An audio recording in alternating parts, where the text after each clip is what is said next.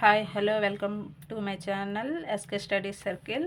ఈరోజు 4th class lesson second lesson major Dhyan Chand. దీనిలో ఉన్నటువంటి గ్రామర్ పాయింట్ని ఇప్పుడు చూద్దాం. ఫస్ట్ వన్ గ్లాసరీ వచ్చేసి చూడండి. Victory, VICTORY. విక్టరీ అంటే విన్ లేదా సక్సెస్, అంటే ఏదైనా ఒకదాన్ని అదే విజయవంతం అవ్వడము, అలాంటి వాటిని విక్టరీ అంటారండి.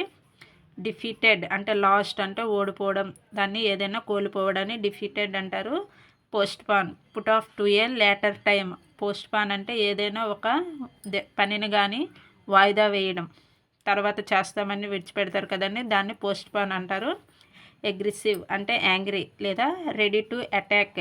అగ్రెసివ్ అంటే ఏదైనా కోపంగా, తీవ్రంగా, చాలా అగ్రెసివ్ అవుతున్నారు అంటారు కదా, అంటే అతి తీవ్రమైన కోపం అండి. అంటే అతని పైన అటాక్ చేయడం కూడా ఇచ్చాడు ఇక్కడ చూడండి. రెడీ టు అటాక్ అంటే అవతల ఎదుటి వ్యక్తి కానీ, పర్సన్ లేదా ఏదైనా వస్తువులపైన కూడా ఒక్కొక్కసారి తట్టుకోలేనంత కోపం వస్తే అటాక్ చేస్తాం కదండి. అగ్రెసివ్ అంటే యాంగ్రీ అవుతుంది, అలాగే రెడీ టు అటాక్ కూడా అవుతుంది. Goal, the act of hitting the ball into the goal post.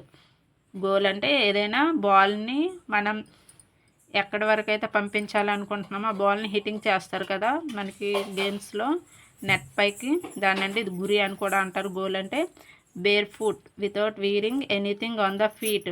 Bear foot అంటే చెప్పులు లేకుండా పాదాలు ఉంటాయి కదా, ఖాళీ పాదాలు, వాటిని బేర్ ఫుట్ అంటారు. నెక్స్ట్ వన్ వొకాబులరీ ఇక్కడ ఏమి ఇచ్చాడో చూద్దాం. Read the following statement, focus on the words, underline.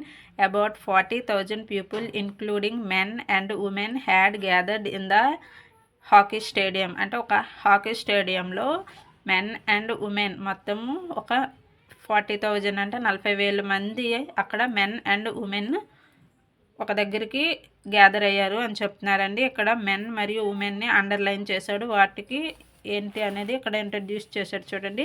The words men and women are the plural forms of the words man and women అని ఇచ్చాడండి. మెన్ మరియు ఉమెన్ అనేది మ్యాన్కి ఉమెన్కి ఫ్లోరల్ ఫార్మ్స్ అని ఇచ్చాడండి. అంటే సింగులర్ ఫ్లోరల్ అంటే ఏంటి? సింగులర్ అంటే ఏదైనా వన్, ఒక వస్తువు ఉంటే దాన్ని సింగులర్ అండి. మోర్ దెన్ వన్ అయితే ఫ్లూరల్ అంటారు.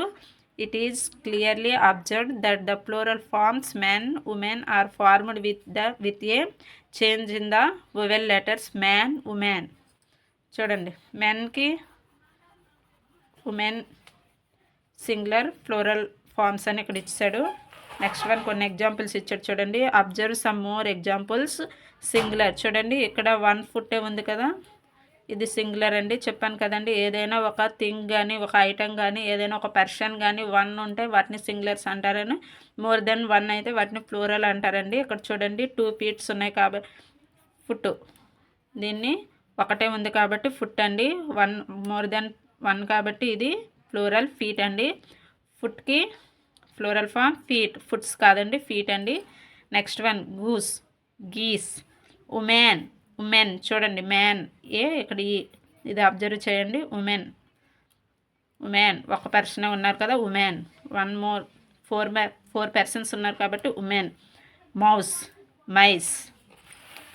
ఇక్కడ చూడండి ఇచ్చాడు కొన్ని, వాటిని ఏవి కరెక్ట్గా ఉంటాయో చెప్పాలి. ఇక్కడ ఎన్ని ఉన్నాయి? 1 కాబట్టి గూస్. ఇక్కడ 5 పర్సన్స్ ఉన్నారు. మెన్, మ్యాన్ అనేది సింగులర్ అండి. Men plural. ఇక్కడ 2 కాబట్టి ఫీట్. నెక్స్ట్ వన్ చూడండి, ఇక్కడ ఎన్ని ఉన్నాయి? 1. సో టీత్ అండి. 1 కన్నా ఎక్కువ ఉంటే టూత్ అవుతుంది. 1 పర్సన్ ఇక్కడ ఉంది కాబట్టి ఉమెన్. ఇక్కడ 4 ఉన్నాయి కదండి, లైస్. Next one foot. మీకు ఆల్రెడీ లాస్ట్లో ప్రీవియస్లో చూపించానండి, ఒక పాదమే ఉంది కాబట్టి ఇక్కడ ఫుట్. మ్యాన్, టూత్ చూడండి ఇక్కడ ఎక్కువ ఇచ్చాడు, సో ఇది టూత్ అండి. సింగిల్ ఉంటే టీత్ అవుతుంది. ఇక్కడ చూడండి ఒక్కటే ఉంది, లవ్స్. ఉమెన్ 4 ఉన్నాయి కాబట్టి ఉమెన్. 2 గీస్ అండి. నెక్స్ట్ వన్ చూడండి, ఇక్కడ ఒక యాక్టివిటీ ఇచ్చాడు. Fill in the blanks with the plural words of the singular words given in the brackets. ఇక్కడ కొన్ని బ్రాకెట్స్లో ఇచ్చాడు, వాటి సింగులర్ ఫ్లోరల్ ఫార్మ్స్ అనేవి రాయమన్నాడు. I brush my dash in the morning. మనం మార్నింగ్ బ్రష్ చేస్తాం కదండి, ఒక పంటికే చేస్తామా, మోర్ దెన్ 1? మోర్ దెన్ 1 కాబట్టి ఏమవుతుందండి టూత్ అనేది ఫ్లోరల్ ఫామ్ అవుతుంది. ఇక్కడ వచ్చి డాష్లో టూత్ అండి. Cats like to chase A dash అని ఇచ్చాడు. ఒక్క ఎలుకనే కదండి, క్యాట్స్ అని ఇచ్చాడండి. ఇక్కడ అంటే ఎక్కువ అని, అంటే ఒకటి మోర్ దెన్ వన్ అండి. సో ఇక్కడ వచ్చేసి మైస్ వస్తుంది. Next one, my brother is 6-3 inches tall feet అండి. We saw a flock of dash in the lake. దీని యొక్క ఆన్సర్ వచ్చి గీస్ అండి. ఇది మనకు అవసరం లేదు. నెక్స్ట్ వన్ వచ్చేసి గ్రామర్ ఇక్కడ ఏమి ఇచ్చాడో చూడండి. Read the following statements, focus on the words underline. First one, major Dhyan Chand was a famous hockey player. He was a soldier in the Indian army. Major Dhyan Chand was a famous hockey player. He was a soldier in the Indian army ఇచ్చాడండి. అంటే major Dhyan Chand అనే అతను famous hockey player. He was, అతడు Indian ఆర్మీలో కూడా సోల్జర్గా ఉన్నారు అని చెప్తున్నారు. నెక్స్ట్ వన్ వచ్చేసి the German players were ready to play with the Indian team.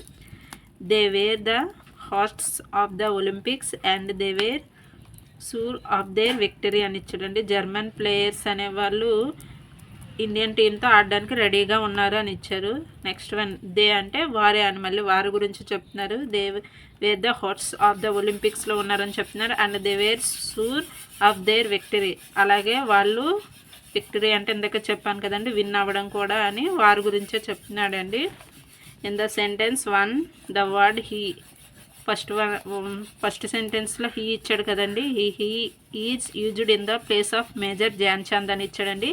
అంటే ఇక్కడ చూడండి, major Dhyan Chand was a famous hockey player and he was a soldier అని ఇచ్చాడు. అంటే ఈ హీ అనేది ఎందుకు యూజ్ చేశాడు, మళ్ళీ మేజర్ ధ్యాన్ చంద్ కోసమే కదా, ఇతని గురించి చెప్పడానికి హీని యూజ్ చేశాడని చెప్పాడండి. And next one, German players, వీళ్ళ గురించి చెప్పడానికే మళ్ళీ ఏం చేశాడు, ఇక్కడ దే అనే ప్రనౌన్ కూడా యూజ్ చేశాడు అని ఇచ్చాడండి. అంతేని such words are called pronouns అని ఇచ్చాడండి.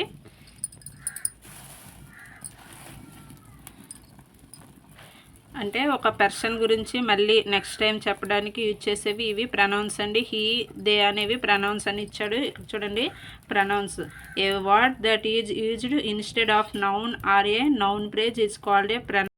నౌన్ లేదా నౌన్ ఫ్రేజ్ గురించి మళ్ళీ చెప్పడానికి దాని ప్లేస్లో దేన్నైనా యూజ్ చేస్తే వాటిని ప్రనౌన్స్ అంటారండి. Rani is a girl, she is a good girl. అంటే సి అనేది రాణి ప్లేస్లో యూజ్ చేస్తున్నాం కాబట్టి సి అనేది ఒక ప్రనౌన్ అండి. Sam is playing football, he is playing football. Sam ప్లేస్లో హీ యూజ్ చేసాం కాబట్టి హీ అనేది ప్రనౌన్ అండి. Next one, Kamala, Vimala and Anu are students. They are students, వారు స్టూడెంట్స్ అని చెప్తున్నాడండి. అంటే ఇక్కడ కమల, విమల, అను ప్లేస్లో దే యూజ్ చేశాడు కాబట్టి దే అనేది ఏమవుతుంది, ప్రనౌన్ అవుతుందండి. కమల, విమల అండ్ అను అనేవి నౌన్స్ అవుతాయి. Ganesh and I went to the movie అన్నారు. గణేష్, నేను ఇద్దరం కూడా మూవీకి వెళ్తున్నాం అంటున్నాడు. వాళ్ళ ప్లేస్లో ఏం యూజ్ చేశాడు, we went to the movie.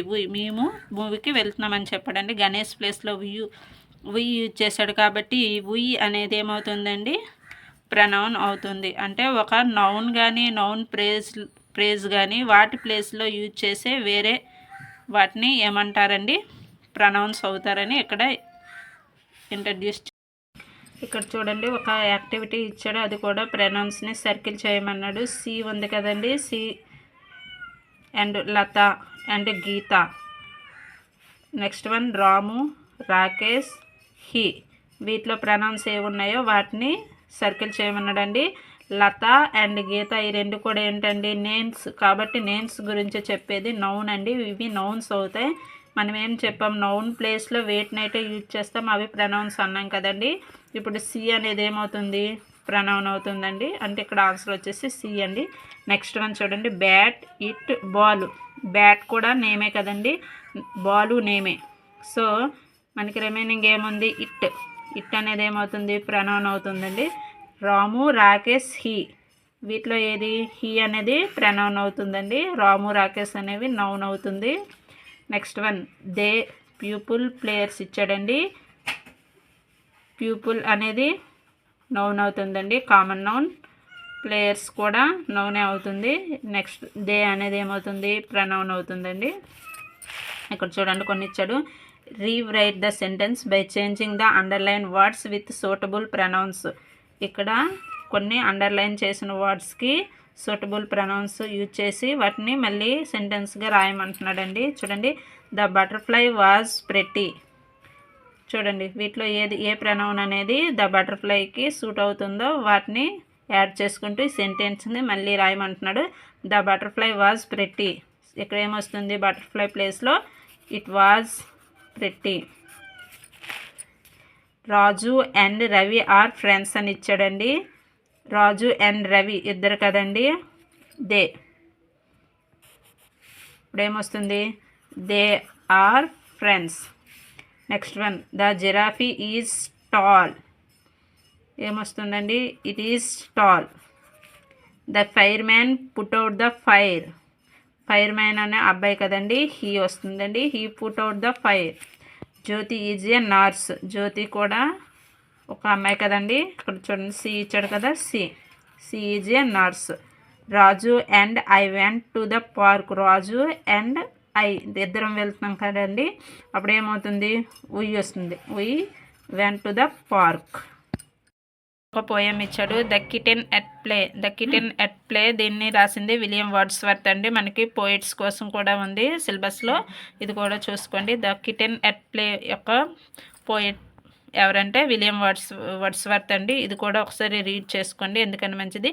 See the kitten on the wall sporting with the leaves that fall with head leaves 1, 2 and 3 falling from the elder tree through the calm and frosty air of the morning bright and fair.